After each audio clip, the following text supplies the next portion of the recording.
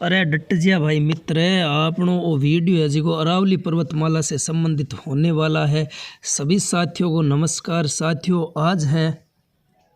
आज का हमारा सेशन होने वाला है वो अरावली पर्वतमाला से संबंधित ये वीडियो होने वाला है। अरावली पर्वतमाला से राजस्थान हो या इंडिया लेवल की कोई भी वैकेंसी हो, उसमें प्रश्न पूछा जाता है। अरावली पर्वतमाला से आपकी आज सारे कन्फ्यूजन है वो दूर होने वाले हैं।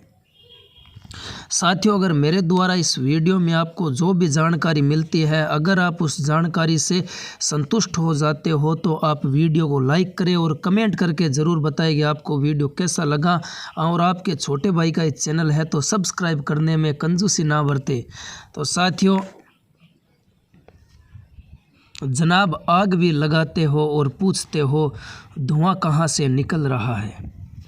साथियों, बढ़ते हैं हमारे वीडियो के ऊपर। अरावली पर्वतमाला से संबंधित अरावली पर्वतमाला की सबसे पहले बात करें तो अरावली पर्वतमाला का विस्तार 3 राज्य और 1 केंद्र शासित प्रदेश के अंदर है। 3 राज्य कौन कौन से हो गए? एक गुजरात हो गया, एक राजस्थान हो गया और एक हरियाणा हो गया। और जो 1 केंद्र शासित प्रदेश है जिसमें अरावली पर्वतमाला का विस्तार है वो हो गया दिल्ली। वो कौन सा हो गया? दिल्ली हो गया। और अरावली पर्वतमाला का जो भी क्षेत्र है वहाँ पर बरसात है या वर्षा है वो 50 से 100 सेंटीमीटर के बीच में बरसात होती है, जहाँ पर अरावली पर्वतमाला का क्षेत्र आता है। और अरावली पर्वतमाला पर लाल, पीली, भूरी ये 3 प्रकार की मिट्टी पाई जाती है। और अरावली का कुल क्षेत्रफल है वो 99,771 वर्ग किलोमीटर है। आपसे अगर एग्ज़ाम में पूछ लिया जाए कि अरावली का कुल क्षेत्रफल कितना है तो 99,771 वर्ग किलोमीटर अरावली का क्षेत्रफल है। और अरावली पर वर्षा है वो कितनी सेंटीमीटर तक होती है तो 50 से 100 सेंटीमीटर के बीच में होती है। और इसी अरावली वाले क्षेत्र में लाल, पीली, भूरी मिट्टी पाई जाती है। और राजस्थान में 9% क्षेत्रफल में यह फैला हुआ है। पूरे राजस्थान के अंदर 9% क्षेत्रफल में फैला हुआ है। और साथियों, अरावली पर्वतमाला की शुरुआत है वो पालनपुर गुजरात से होती है। और राजस्थान के अंदर खेड़बरमा सिरोही से है वो अरावली का विस्तार शुरू हो जाता है। उसके बाद में राजस्थान के डूंगरपुर ज़िले में इसका विस्तार है, सिरोही के अंदर विस्तार है, उदयपुर के अंदर विस्तार है अरावली का। राजसमंद, अजमेर, दौसा, अलवर, जयपुर, सीकर, झुंझुनू। और अंतिम स्थान है राजस्थान में अरावली का विस्तार वाला वो है खेतड़ी, झुंझुनू। उसके बाद में अरावली का क्षेत्र है जो हरियाणा से लगता है। हरियाणा से अरावली का क्षेत्र लगता है या अरावली का विस्तार हरियाणा से लगता है। उसके बाद में अरावली का जो अंतिम बिंदु है वो कौन सा है? पालम, दिल्ली है। कौन सा है? पालम, दिल्ली है। कौन सा है? पालम और दिल्ली है। और यह राजस्थान में 550 किलोमीटर तक इसका विस्तार है। जो अरावली है यह राजस्थान के अंदर कितनी है? 550 किलोमीटर। और राजस्थान के इन जिलों में 80% भाग पर फैली हुई है। राजस्थान में पूछ ले बेसिकली कि राजस्थान में कितने किलोमीटर तक अरावली का क्षेत्र आता है तो 550 किलोमीटर तक अरावली फैली हुई है। और साथियों, अरावली की उत्पत्ति है वो प्री कैम्ब्रियन युग से मानी जाती है। किससे मानी जाती है? प्री कैम्ब्रियन युग से मानी जाती है। और इसी अरावली की तुलना की जाती है अपलेशियन पर्वत जो अमेरिका में स्थित है। और यह अरावली पर्वतमाला गोंडवाना लैंड का भाग है। किसका भाग है? गोंडवाना लैंड का भाग है। और शुरुआत में इसकी ऊंचाई, अरावली पर्वतमाला की शुरुआत में ऊंचाई होती है 2800 मीटर और वर्तमान में पूछ ले तो 930 मीटर। जो अरावली का क्षेत्र है वो अपने आप में क्या हो रहा है? घटता जा रहा है। अरावली का जितना भी क्षेत्र है अपने आप में घटता जा रहा है। सबसे पहले तो 2800 मीटर इसकी क्या थी? ऊंचाई थी। वर्तमान में 930 मीटर ही अरावली रह गई है। और इसका निर्माण है वो प्लेटों की अभिसारी गति से होता है। ये सोच लीजिए साथियों कि ये होगी पहली प्लेट, ये दूसरी प्लेट। ये प्लेटें जब आपस में भिड़ेगी तो बीच वाला भाग है वो ऊपर उठ जाएगा और इसी भाग को अरावली पर्वतमाला कहा जाता है। प्लेटों की अभिसारी गति के कारण जो अरावली पर्वतमाला है इसका निर्माण हुआ है। और जो अरावली पर्वतमाला की बनावट का सर्वप्रथम वर्णन की अरावली पर्वतमाला ऐसी है, जिसने जैसा देखा उसने वैसा कहा,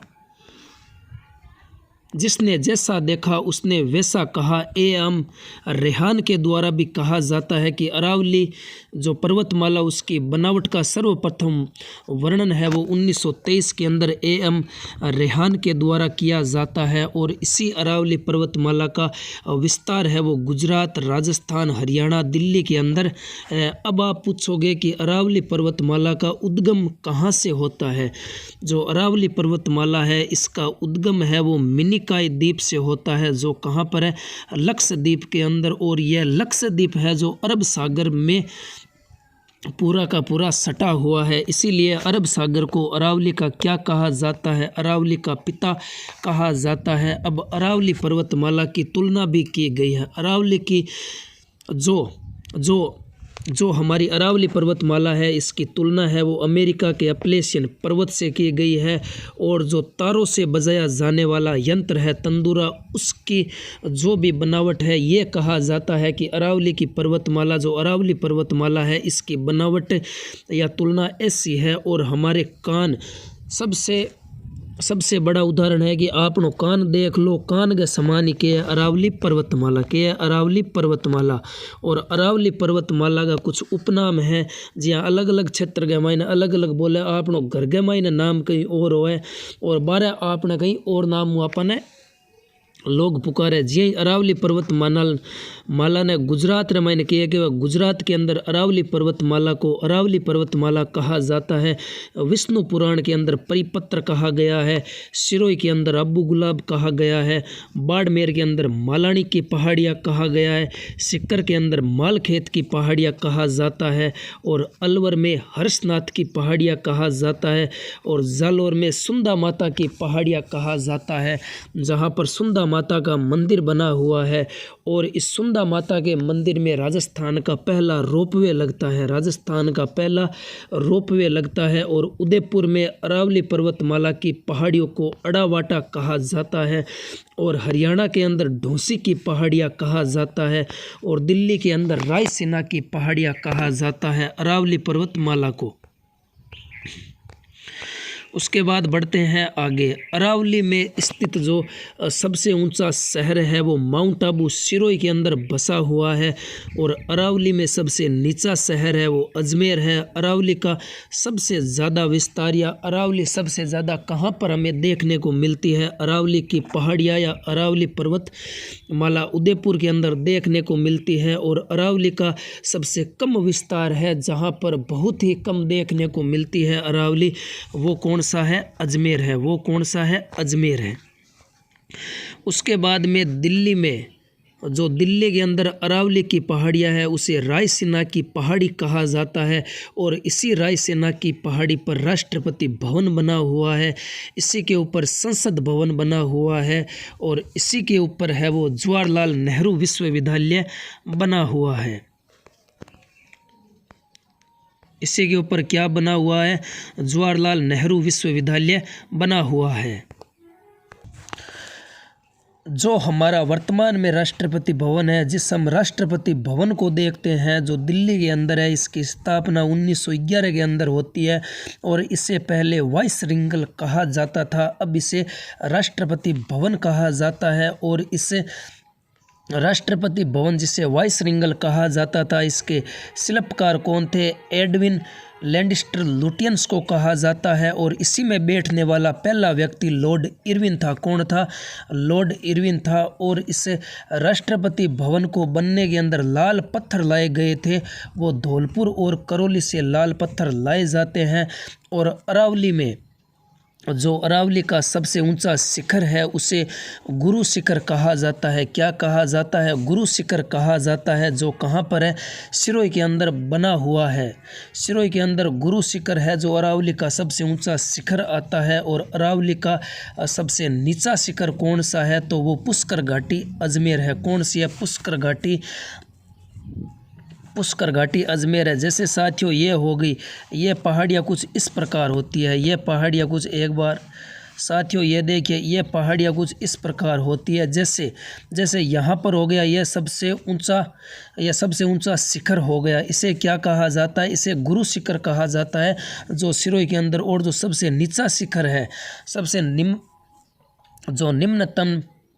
जो निम्नतम ऊंचा शिखर है, जो सबसे नीचा है एकदम, वो कौन सा है? वो हो जाएगा पुष्कर घाटी अजमेर। कौन सा हो जाएगा? पुष्कर घाटी, जो अजमेर के अंदर बनी हुई है। अब बढ़ते हैं आगे। साथियों अरावली पर्वतमाला का विभाजन है, उसे बांटा गया है, ऊंचाई व विस्तार के आधार पर उसे बांटा गया है। जैसे दक्षिण अरावली क्षेत्र की बात करें, राजस्थान के मैप में जब आप दक्षिण में देखोगे तो अरावली का क्षेत्र है वो माउंट आबू सिरोही से लेकर अजमेर तक है। कहाँ से है? माउंट आबू से अजमेर तक है। और बीच वाले क्षेत्र में अरावली का विस्तार है वो मध्य अरावली क्षेत्र, अजमेर से जयपुर तक इसका विस्तार है। और सबसे ऊपर वाले क्षेत्र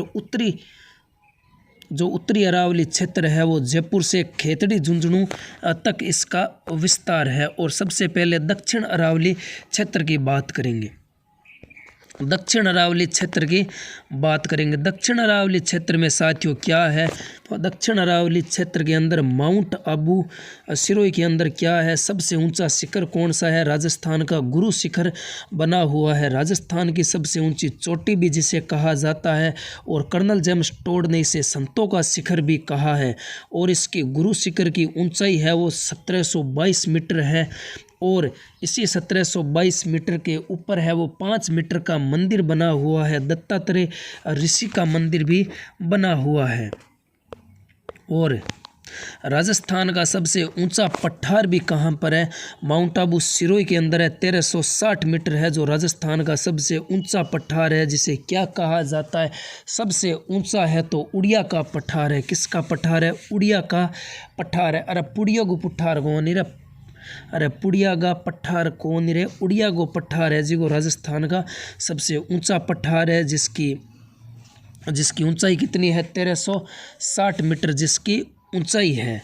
और इसी माउंट आबू सिरोही के अंदर नक्की झील है, जो माउंट आबू के अंदर बनी हुई है। राजस्थान की सबसे ऊंचाई पर झील स्थित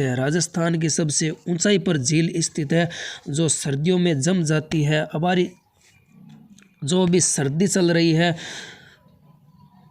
इस सर्दी के अंदर नक्की झील है जी कि वह जम जाती है। क्या हो जाती है? जम जाती है। और इसी नक्की झील में ग्रासिया जाति के जो लोग होते हैं अपनी पूर्वजों की अस्थियों का विसर्जन करते हैं। माउंट आबू सिरोही में आपको याद रखने वाली बात कौन कौन सी है?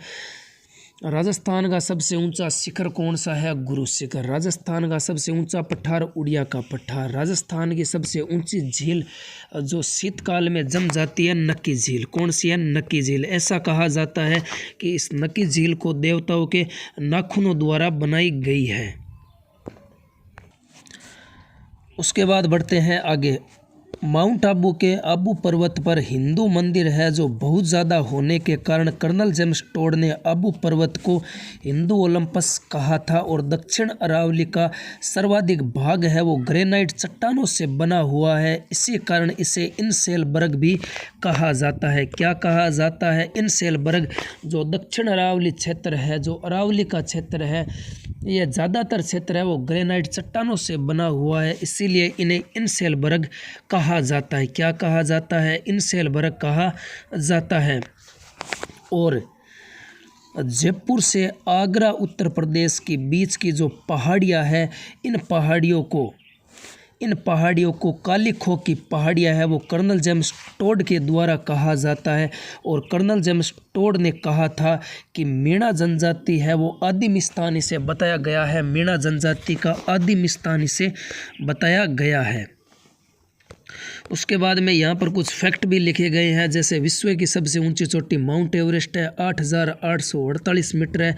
भारत की सबसे ऊंची चोटी गॉडविन ऑस्टिन K2 है, जो 8,611 मीटर है। भारत में स्थित भारत की सबसे ऊंची चोटी कंचनजंगा है, जिसकी जिसकी ऊंचाई कितनी है 8,598 मीटर है। और दक्षिण भारत की सबसे ऊंची चोटी है वो अनाईमुड़ी है जो केरल के अंदर है, 2695 मीटर है। और दक्षिण भारत की दूसरी सबसे ऊंची चोटी दोदा बेटा तमिलनाडु के अंदर है, जिसकी ऊंचाई आती है 2637 मीटर। विश्व का सबसे ऊंचा पठार पामीर का पठार है, जिसे विश्व की छत भी कहा जाता है। और विश्व का सबसे विस्तृत पठार किसे कहा जाता है, तिब्बत के पठार को कहा जाता है। जैसे साथियों ये तो हो गया ऊंचा हो गया, ये तो हो गया ऊंचा पठार हो गया। विश्व का सबसे ऊंचा पठार हो गया पामीर का पठार। कौन सा हो गया, पामीर का पठार। और विस्तृत पठार होता है ऐसे होता है फैला हुआ, इसे क्या कहा जाता है, इसे विस्तृत पठार कहा जाता है। जो एक बड़े भाग में फैला हुआ होता है वो कौन सा है, तिब्बत का पठार है। और भोमट किसे कहा जाता है, भोमट है वो उदयपुर डूंगरपुर बांसवाड़ा में जहाँ पर भील रहते हैं उसी क्षेत्र को भोमट कहा जाता है। और गिरवा किसे कहा जाता है, उदयपुर के चारों ओर जो उदयपुर है वो पहाड़ियों से घिरा होने के कारण इसे गिरवा कहा जाता है। क्या कहा जाता है,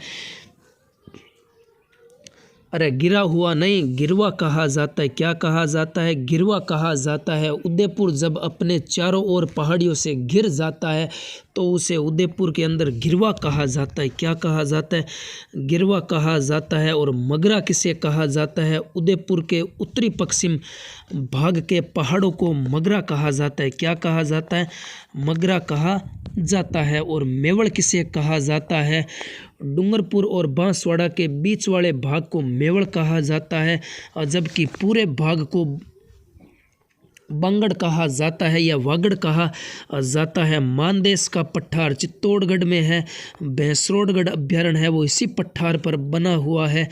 मानदेश का पठार, मानदेश एक ऐसा देश जिसने राजस्थान का मान रखा था, वो कौन सा था, चित्तौड़गढ़ था। वो कौन सा, चित्तौड़गढ़ था। और इसी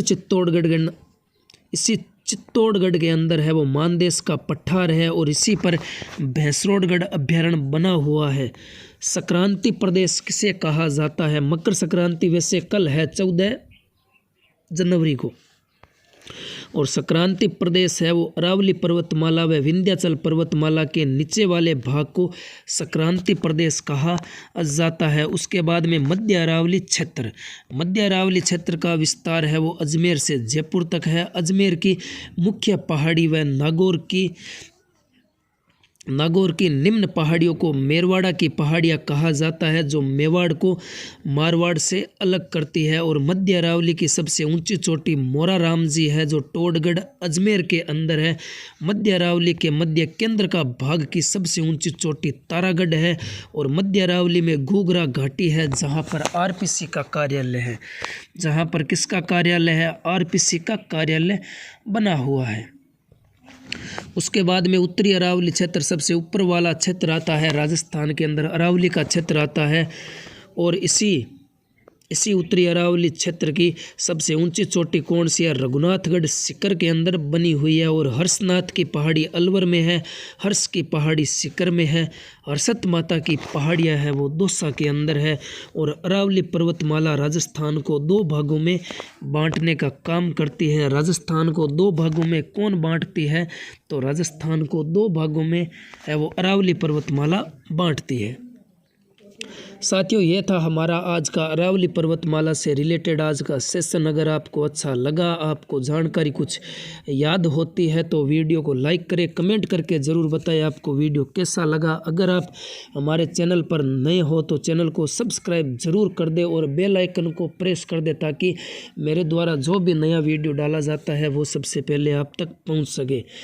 कम से कम सब्सक्राइब तो कर देना, आपके छोटे भाई का एक चैनल है। मिलते हैं साथियों नई जानकारी के साथ में, तब तक के लिए जय हिंद, जय भारत, भारत माता की जय।